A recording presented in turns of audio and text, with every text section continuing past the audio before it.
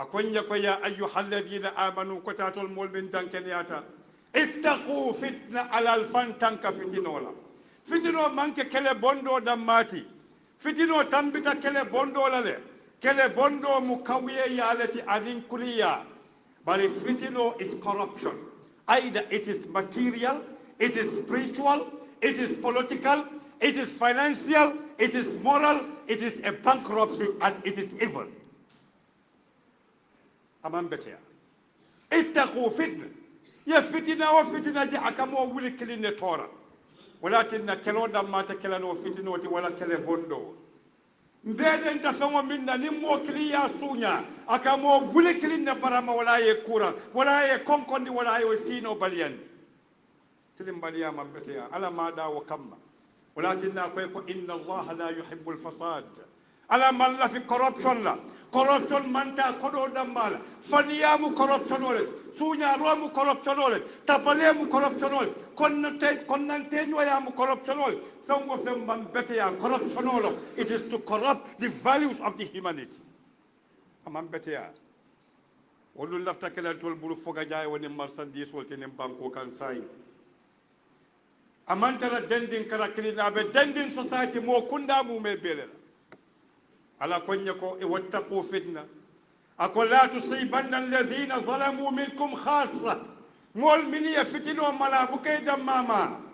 wa alamu alsalun ko anna allah ko alade shadidul iqab ala yankan kato dimitale walakin man to min buka fo moli atuje man to min buka fo moli alake ومانتو حنا فاتا ولا فسياتا اي بالو دو ولا كانيات لين تولولا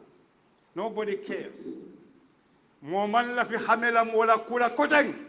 as long as na pajero mbakono as long as na bumba mbakono as long as na bank account obe kuliyari as long as ntela palace obe bambandi as long as ntela business obe tamakan mo man hati mola jumalle batata wolon fuwarol uti farol be kumbola ila kumbo abe banko jara jara dila le gambian wol Allahu akbar fuwarol le be kumbola fo bala faten tol la bang fontol manke muslimoti bang momin tomu kisoti adin tanko ite mari ka song fuwaro e siya bannati o bannalule ya so mun tole ya bondi mun tole e kadom mo nyadile inin jumale kadom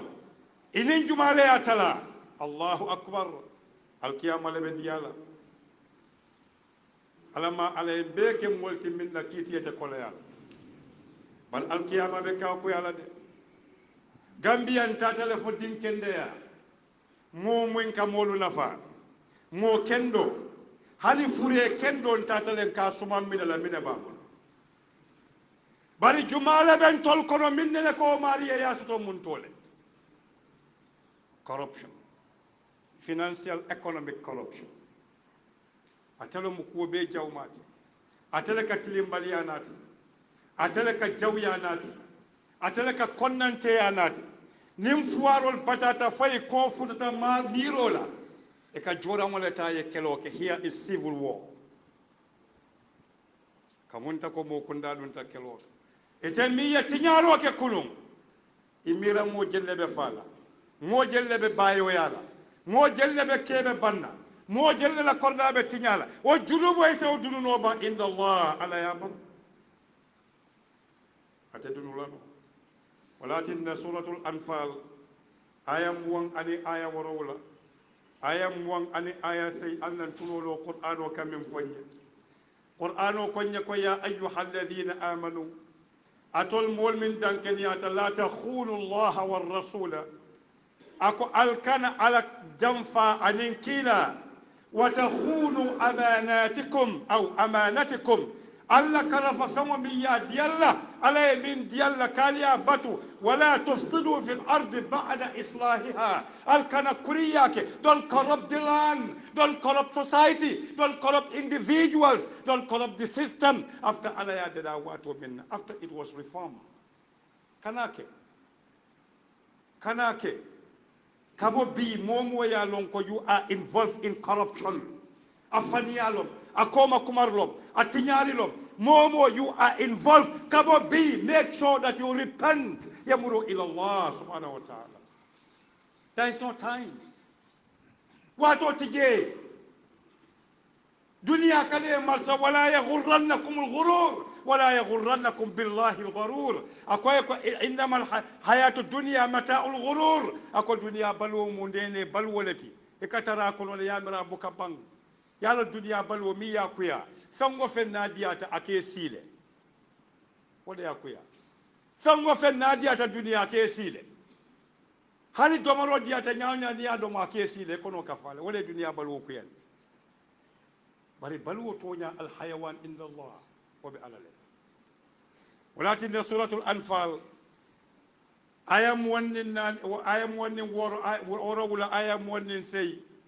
ala ko alkana ala jamfanin kiila wa takhulu amanatikum wa antum talamun alkana alla karafa feŋol jamfa ale la hilolata alala allah hilo timmandi bawon kon mu muslimol tin kole ko sami'ina wa ata'na سمعنا وأطعنا نيامرو مويلم بولتا نوما قدر الاستطاع يمن نوجي ألا لا يكلف الله نفسا إلا ما أتاها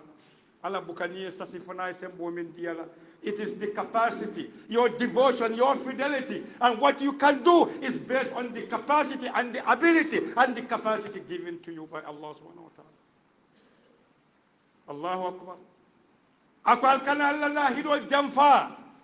bala bota wota koye ko ilamu ala lon allahu akbar janna mu kuwati mi ya lon ko min kaji di duniya bi ilamu ala lon atol dankel ya mulu annama amwalukum ko alla nafululu wa auladukum analla dingolu fitnatun jarabole maliye wa anna allah ko ala de indahu ajrun jobe ala ya azim jomi warata katambe jobeti ala nabe jola jofulalon allahu akbar ndiye kilinka tandila ndiye kukirin kilinka e juwanyo wala be ay wo jatu wato ala ke kibari min la jeti hadama dingol akonye ko ila nafulo mu fitinoleti ila nafulo kake fitinoti nyaadile ala e harje nafulo la harje sanwala katu ala la harje be sene yatale akoy hako min be nafulo kam min kata sadanin jakoti ikoyta dila ete ya be sadanin jako kana nafulo talale. You are laughing, you are a laughing stock. Ete mujale fengoleti. Imam bin deda ya dila ikoita di bola. O mari mi ya dila kwe binkije. Ye luaso ke wandi korda kono. Akwe ko pompo kakala yele tili bulo. Eka ko hani mada mambiluan tola by force by yelad. Alala nafulo. Nafulo mi ya lon ko fidinolo. Ye nafulo soto nyadile. Ika nafulo do mo nyaadile nafulo ya suto sila tilindi wala bang ala koye ko alla nafulol mo alla fitinolati wa auladukum anal dimolo hadama dimo fem fulale ya marsa e kamin kili power and authority walatin nafulu tiyolu ni natan na dango fawoto nyante bu nyalale bari buke bu nya foye sele di ko ka buka ke ninna fultiyal bitan na bewoto ikaje mo bebe mulugo kulubu kam mo be ka wuli price la place oto faro le kaw kende san atabulo ninna fultiyo hakilo kamalita salon ko amanya na sila fuaro noto aya bloka jifo ko na koloni fuaro la para bina bala waramba bala la nyonka be sila fuaro noto fuaro bita sila bakiyat ni justala na te buka de sofa ka buka so Allahu akbar namo kunda man tarabati yare ngata bati yala limman bombe minto walakinna wa auladukum halama dingol sembo imma kodo be bulu kango be bulu wa imma dambe be bulu kafo be bulu min siyata niaje man sa mol buke kelendino man sa militaire wal dim police wal le soto hadama dingo nano masata lal siyata mol buka hanyala bar nimmo kelim bayata dorom sulu ke jaw saji la min kana ta saji jama kono mobe kelim bala dorom mol be kutulala hani buwaya na mo kunda wato mo nimbo min mam mo so de ka fola mo buwati muske barin ko tolom ke ba ko tolom mota mali misili bol digol na kafol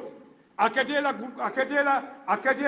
kafula tiba akita politique kafula tiba akatela police kafula tiba military kafula kafu ala lon ko nasiate noma fitidolom dol bije wolbe manya do kala e ka ketele tola o to eten ya maro di wala madi akata kafo min no min be noma ye control ni me control ila barakuru mo junubo be satale kan walatinna koy ko wa anna allaha ko alade indahu ajrun azim wolom mola na fuloni alala hakoni ay mem faye yata manda ko folo a soto nya saniyandi nko haramu mu fennati min be sabatirin halalo mu fennati min be sabatir gambiyam fudata tembe to woni ya mira ko haramu mu halalo lati halalo wolom haramu moliya din kende yake haramu domolati moliya din barakanta yake halali domolati katu molbe manya minnam fangol damma kono dum mo ye mo nyo sutele ya lonna be minna momam mo bula kata mo wiste bari nam nyom bula kanyon yamar ku kendo la wal takum minkum umma yad'una ila alkhair wa ya'muruna bil ma'ruf wa yanhauna 'anil munkar wato muslimul alimbe ala kan katu ni murunta ala kan na duniya kisobe walato na alkiyama kisobe walato na tankobe walato momo mamuru ala kan ila balwobe koleyala ala man tankala ala alkiyama ni ala la balafa ban kunje ita bita mun tole ita famo sa kiti famo nim fuda da wato safo ko astaghfirullah ala kafar nyini innahu ghafurun tawwab man solo binka kafaro muta ka tubo muta bomo sakata yi famo da kabobi hada madimo madama be balurin jiko bayde kasete da ni hada madimo fata aman so na fanta dala o wato lon problem woti wa sallallahu ala sayidina muhammad alhamdulillahi rabbil alamin wassalatu wassalamu ala muhammad rasulullah wa ala alihi wa sahabati ajma'in bade muslimul annamuru alakan bade muslimul gambia momo balutalul sanjital lulu anen gambia min be kerim bi isalon ko gambia bota notol to nyalo mo kunda kata nyatole bari mo kunda la nyatota manke mola siyati mo kunda la nyatota manke kodola siyati mo kunda la nyatota mo hadama dimol hakilo la kamalole hadama dimol hakilo la beteya hadama dimol jikola beteya hadama dimol yamuru ila Allah hadama dimol yamuru ila rasulullah sallallahu alaihi wasallam wala mo nyatotati it is not a matter of biological increment it is a matter of spiritual reformation. Allahu akbar fonsem famode da niyol amanke ka fonna siya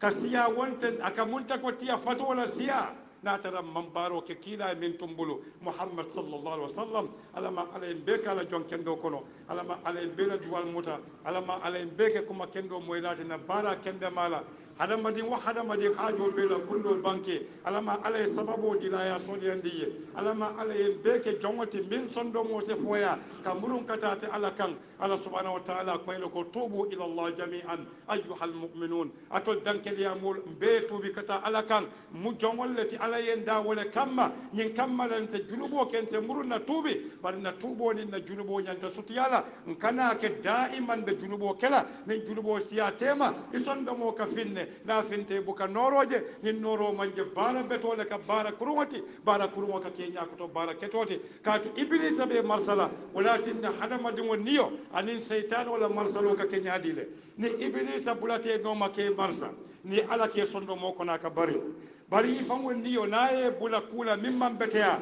madama niya be lafirin wa fawla itamari ka kele ولكن الدروك وافلا as business ba kelinke ay million kelin soto muna 100 million kelin soto man kanyamba bari aniyele be lafirin kolola asita business doke kamuta wala to duniya muta akamunta ka kata jalan siseti nim fota tawton safoko alhamdulillah alama alay bela duwa muta wa sallallahu ala sayidina muhammad wa ala alihi wasallam